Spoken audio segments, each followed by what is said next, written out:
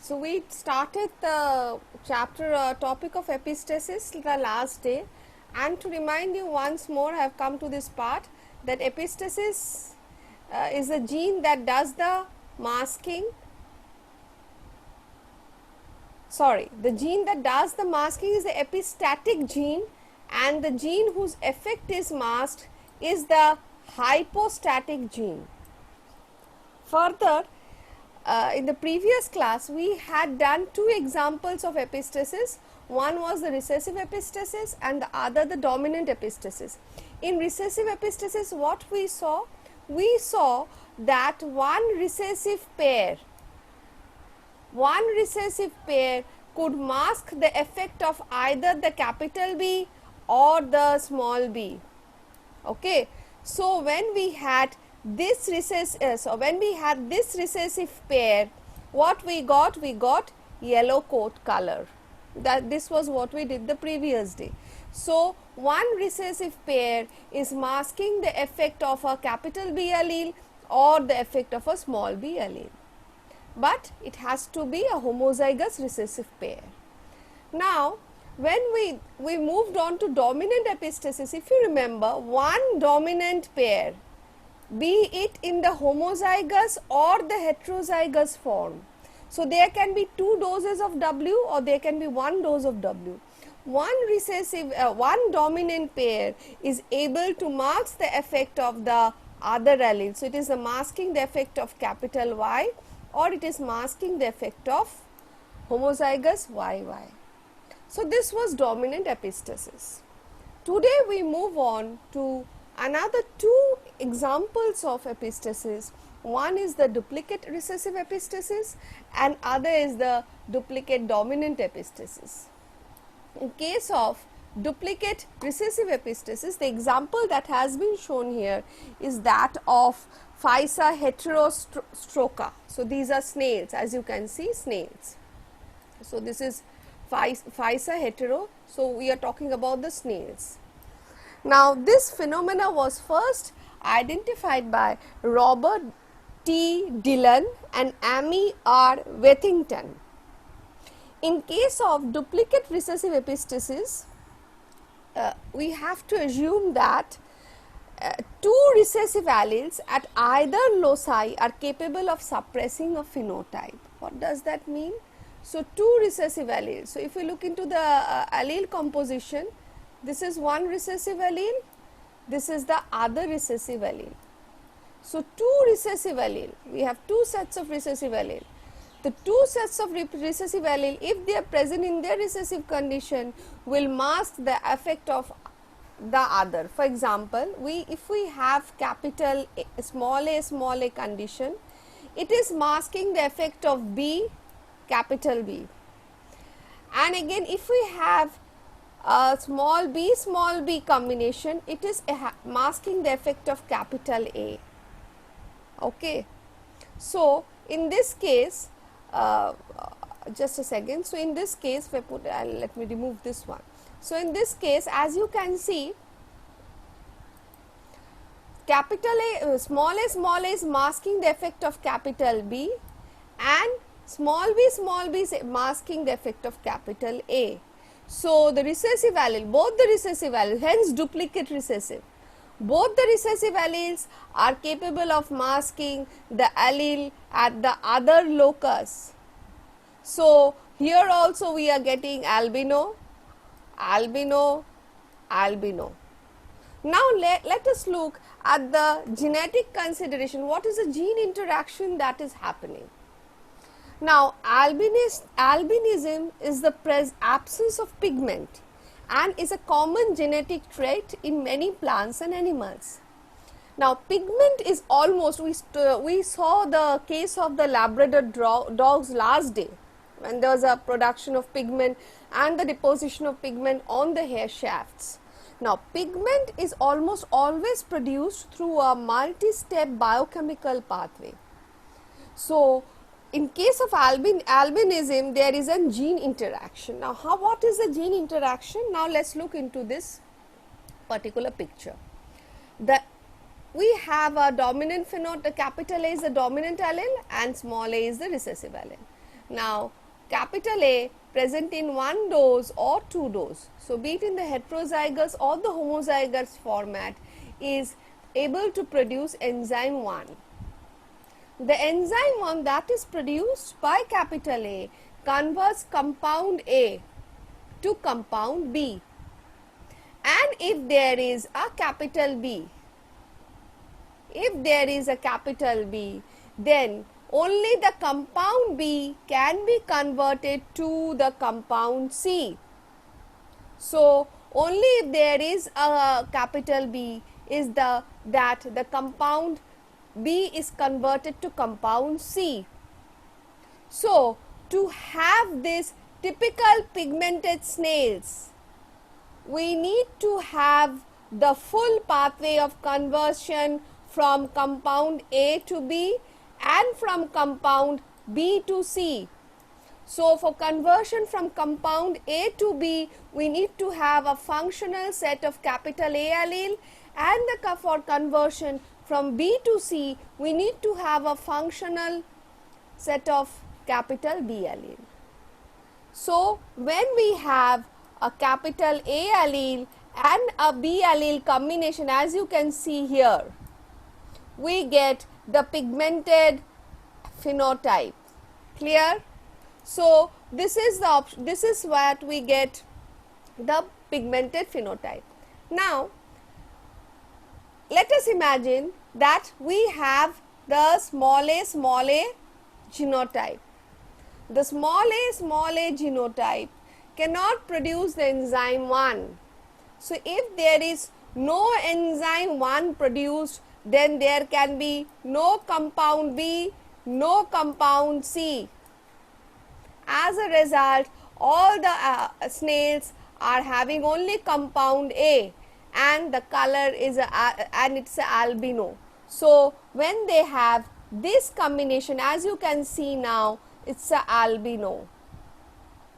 Okay. Now, let us consider the second case. The second case is, just a second,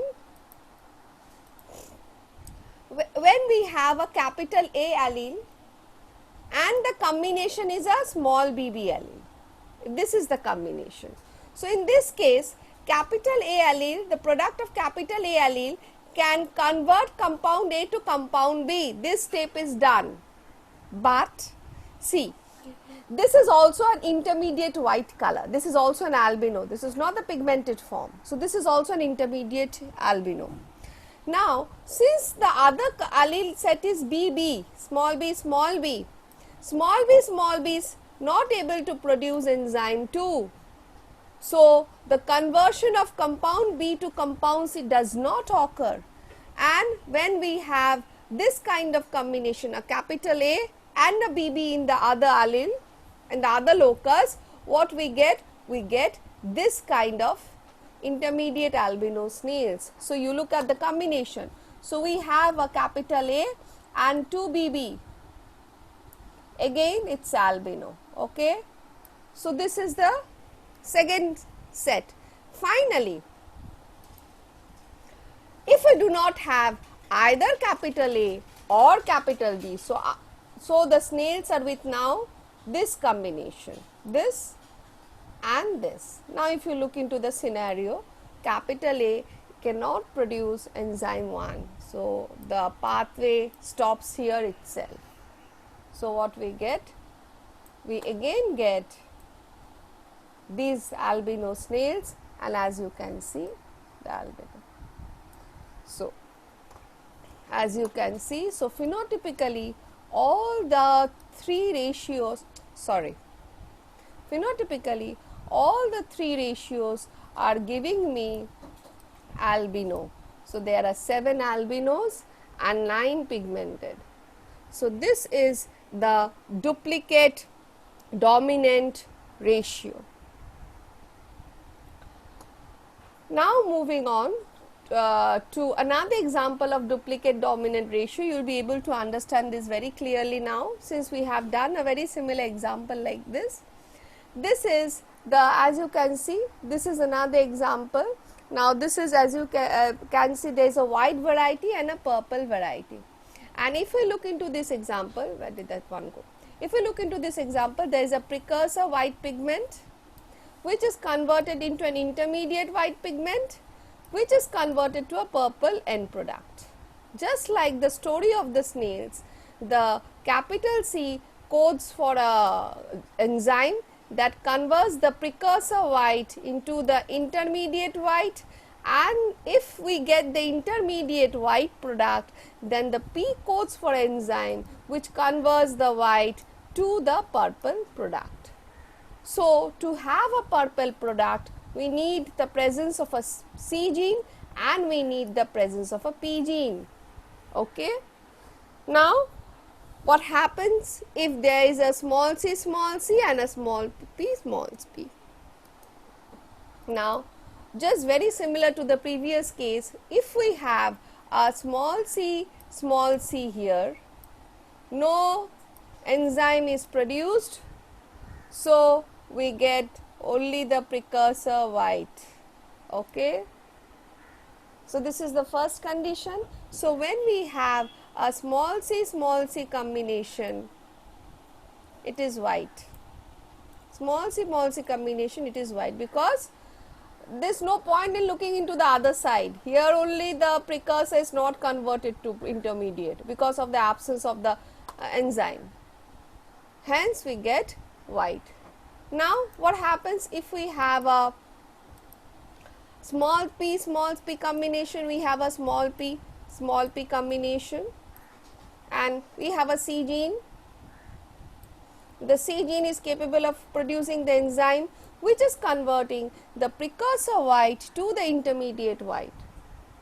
But we have a small p here, which is now not producing any more enzyme. So, what we are getting? We are getting an intermediate white. So, when we have a small p combination, that is also a white. So, again, only the combination of a capital C and a capital P gene. So, it is very evident from the picture that only a combination of the capital C at one locus and the capital P gene at the other locus combines to give the purple end product. So, this is an example of duplicate recessive epistasis. Coming to dominant epistasis, there are not any pictures of dominant epistasis, so I couldn't draw any picture. We have to just think of it in terms of a genotypic situation. Let me explain one genotypic situation. We have to think it in terms of that.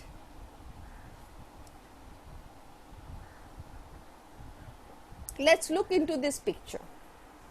This is the typical Mendelian dihybrid ratio. This is the typical, sorry, where did it go? This is the typical Mendelian dihybrid ratio, as you can see. So, as you can see, this is the dihybrid ratio. Just a second. Okay. So, we have 9 capital A, capital B in a homozygous or a heterozygous form. We have 3 capital A homozygous or heterozygous and the recessive allele in the other locus BB. We have 3 small a, capital B or capital B small e, and we have a purely homozygous recessive form. So, these are the 4 variants that we observed in a typical dihybrid Mendelian cross, and this is the standard Mendelian ratio. Remember that when we write the alleles in this format, if there is a dash here, it indicates that a capital A can sit here. So, a capital A can sit here, a small a can sit here, or otherwise a capital A can sit here, or a capital A can sit here.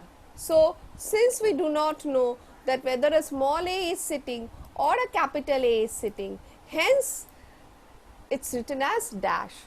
So, if we consider these four phenotypes as the traditional Mendelian phenotypes of the dihybrid cross, where capital A is one allele, capital A small a is one allelic combination, and capital B small b is the other allelic combination, then these are the four general genotypes that we observe. We get a combination of capital A and capital B by that ratio 9. We get a combination of capital A small b 3, we get a combination of small b capital B 3, and a combination of small a small b 1. Okay. Now, modifications from this standard ratio falls under what we have studied is known as epistasis. So, it is the modification of the standard Mendelian ratio.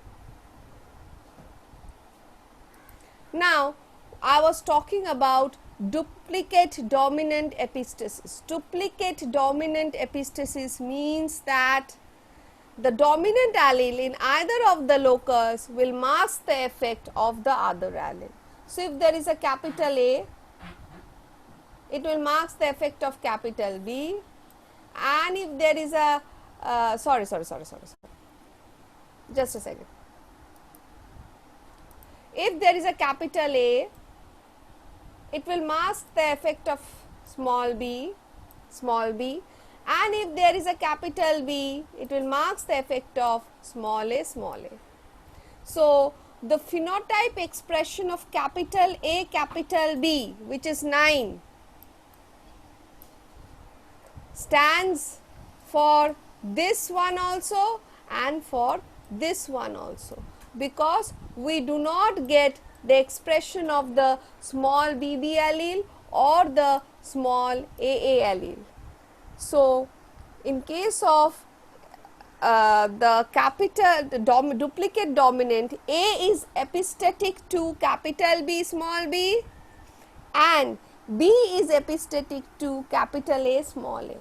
As a result of which, since the dominant alleles are epistatic to each other and its recessive counterparts, hence these three ratios combine to give a common phenotype in case of dominant allele, dominant duplicate recessive, dominant duplicate epistasis.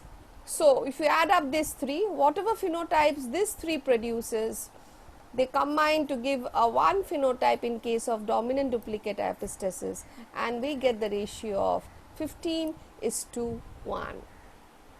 So, that is dominant duplicative epistasis.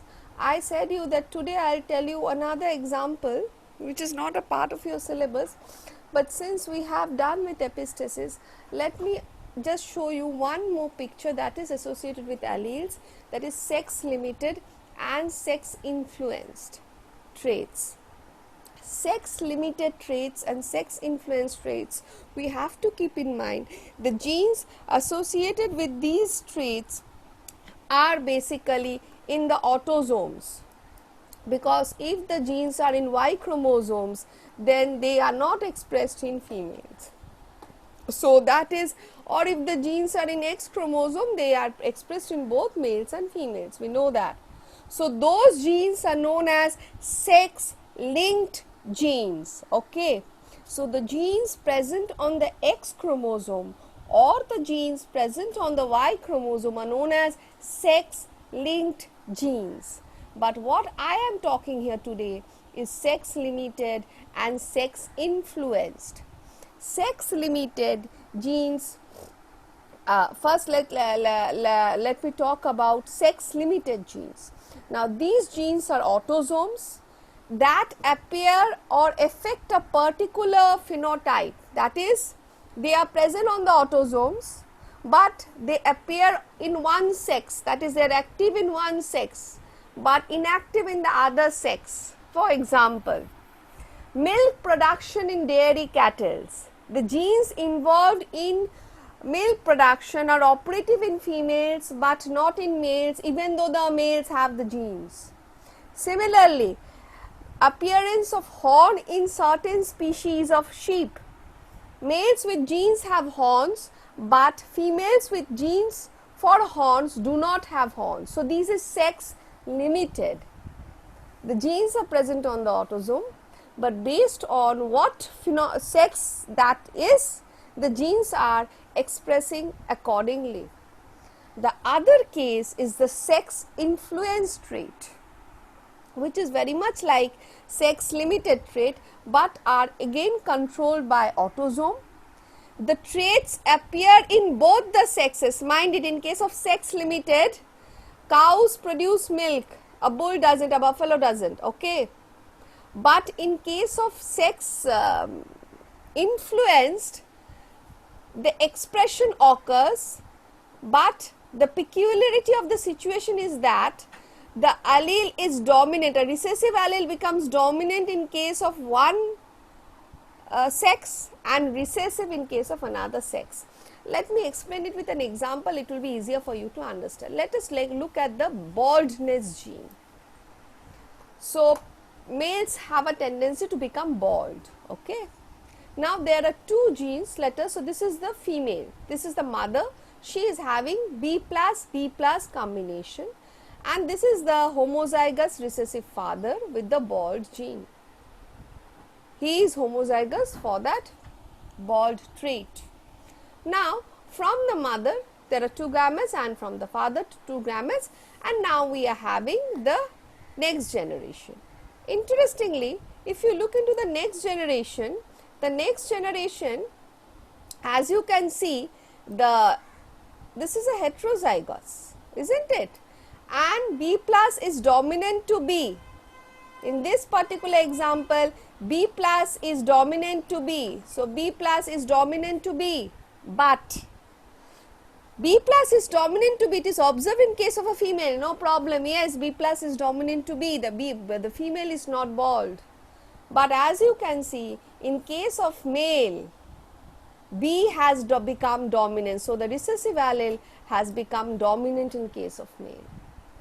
So, the allele for baldness acts as a dominant allele in male and as a recessive allele, or at least it is expressed at lower levels in female. Now, why is this difference? It can be said that the B allele is influenced by the sex hormones of the individual. The male hormone testosterone is responsible for expression of the pattern baldness allele. So, this is pattern baldness. So, the male hormone testosterone is responsible for the pattern baldness allele B when it is present in one dose. So, this is what I was talking about, sex influenced. This another example, we have a heterozygous parent female and again a heterozygous male, bald male, and when we have the progenies, as you can see, when you have the progenies, as you can see, this is the normal parents without any baldness. Then we have the heterozygous, there are two heterozygous conditions. We have the heterozygous conditions where you can see the B allele is becoming dominant in case of the males, And then we have a homozygous condition. In a homozygous condition, baldness is also expressed in case of females also. So, this was the different aspects of the alleles and the cross, and this is a very simplified view of what we have learned till now, Mendelian incomplete penetrance, incomplete dominance. I will be sending you this PPT, so you can have a look at what the definitions are. So, with this I end the topic here today. So, I will now take questions.